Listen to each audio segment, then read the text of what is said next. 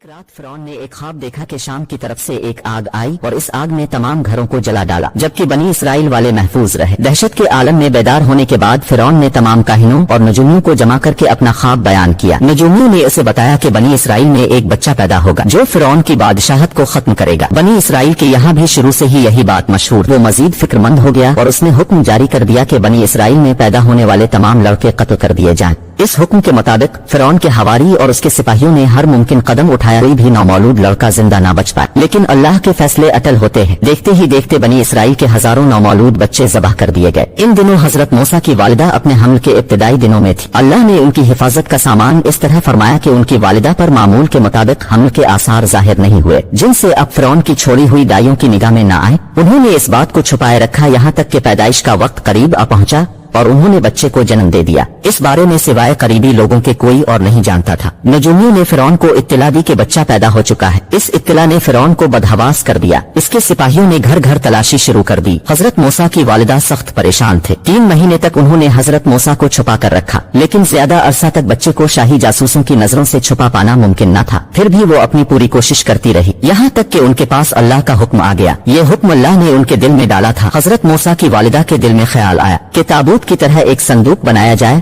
اور اس بچے کو اس صندوق میں رکھ کر دریائے نیل کے بہاؤ پر چھوڑ دیا جائے۔ حضرت موسیٰ کی ماں نے اللہ کے حکم کے مطابق بچے کو صندوق میں رکھا اور دریا میں چھوڑ دی۔ ساتھ ہی حضرت موسیٰ کی بہن سے کہا کہ تم اس کے پیچھے پیچھے چلتی جاؤ۔ لہٰذا وہ دریائے نیل کی موجوں میں چلے اور ان کی بہن کنارے کنارے چلی۔ صندوق بہتا ہوا محل کے تالاب میں پہنچ گیا۔ وہاں فرعون کی بیوی اور خادمائیں لطف اندوز ہو رہی تھی کہ صندوق پر ملکہ کی نظر پڑی۔ اس نے کنیزوں کو حکم دیا کہ صندوق کو تالاب سے نکال لاؤ۔ جب صندوق کھولا گیا تو اس میں ایک حسین اور تندرست بچہ آرام سے لیٹا ہوا تھا۔ ملکہ بہت خوش ہوئی، اس کی آنکھوں میں ممتا اتر آئی۔ شفقت و محبت سے بچے کو گود میں لے لیا۔ ملکہ نے سوچا کہ اس بچے کو بیٹا بنا کر پالنا چاہیے۔ محل میں کسی نے خدشہ ظاہر کیا کہ یہ بچہ بادشاہ کی سلطنت کو ختم کرنے کا سبب بھی بن سکتا ہے۔ فرعون کے دل میں بھی یہ خیال آیا کہ کہیں یہ بچہ بنی اسرائیل کا وہ لڑکا نہ ہو جس کے بارے میں نجومیوں نے پیشن گوئی کی تھی۔ لیکن فرعون کی بیوی نے کہا یہ بھی تو ہو سکتا ہے کہ یہ بچہ ہماری آنکھوں کی ٹھنڈک بنے، یعنی ہم اس کو اپنا بیٹا بنا لے۔ اس پر فرعون نے کہا یہ صرف تیری آنکھوں کی ٹھنڈک ہے، میری نہیں۔ میں نہیں چاہتا بنی اسرائیل کا کوئی بچہ میری نگرانی میں پلے، لہٰذا یہ صرف تیری ہی آنکھوں کی ٹھنڈک۔ حضرت ابن عباس فرماتے ہیں کہ اگر فرعون یہ بات کہہ دیتا کہ یہ میری بھی آنکھوں کی ٹھنڈک تو اللہ تعالیٰ اسے بھی ہدایت دے دیتا۔ ملکہ نے اس بچے کا نام موسیٰ رکھا، جس کے معنی ہیں کہ وہ شخص جو پانی سے نکالا گیا ہو۔ بچے کو جب محل میں لے جایا گیا تو اس نے دودھ کے لیے رونا شروع کر دیا۔ بچے کے پاس دودھ پلانے والیاں لائی گئیں، لیکن بچے نے کسی عورت کا بھی دودھ نہ۔ جو عورت بھی آپ کو دودھ پلانے کی کوشش کرتی ناکام ہو جاتی۔ ادھر حضرت موسیٰ کی بہن دور کھڑی یہ سب دیکھ رہی۔ حضرت موسیٰ کی بہن نے فرعون کی بیوی سے کہا میں تمہیں ایسا گھر نہ بتاؤں جو اس بچے کی تمہارے لیے پرورش کرے اور اس بچے کی خیر خواہ ہو، اس لیے کہ وہ ایک غریب گھرانہ سے ہے۔ جب انہیں معلوم ہوگا کہ یہ بچہ فرعون کے گھر سے آیا ہے تو انہیں انعام و اکرام ملنے کی امید رہے گی۔ اس گھر میں نیک سیرت خاتون ہے، وہ اس بچے کو بخوشی دودھ پلانا قبول کرے گی۔ فرعون کی بیوی نے کہا ٹھیک ہے، لہٰذا آپ کی بہن انہیں گھر لے کر آئی۔ محترمہ نے بچے کو دودھ پلایا تو آپ نے فوراً دودھ پینا شروع کر دیا۔ اب چونکہ بچے نے کسی اور کا دودھ پینا قبول نہیں کیا تھا، اس لیے وہ خود بچے کو لے کر آتے تھے۔ اس طرح حضرت موسیٰ کی والدہ کا بے حد احترام ہونے لگا۔ یوں حضرت موسیٰ شاہی محل میں پرورش پا کر جوان اور توانا ہو گئے، لہٰذا اللہ نے آپ کو نبوت کے منصب پر فائز کیا۔ اپنے بنی اسرائیل کو فرعون سے آزادی دلائی اور مصر سے نکل گئے۔ فرعون بنی اسرائیل کو ختم کرنے کے لیے لشکر لے کر روانہ ہوا۔ جب بنی اسرائیل بحری احمر کے قریب پہنچے تو اللہ نے ان کے لیے دریا کے بیچ سے راستہ کھول دیا۔ یہ وہی موقع تھا جب فرعون کا وہ خواب پورا ہونے والا اور اس کی بادشاہت اور لاؤ لشکر تباہ و برباد ہونے والا۔ بنی اسرائیل تو سمندر کے پاس چلے گئے، مگر جب فرعون اپنے لشکر سمیت ان کے پیچھے آیا تو سمندر کا یہ راستہ بند ہو گیا اور وہ اپنے لشکر سمیت اس سمندر میں غرق ہو گیا۔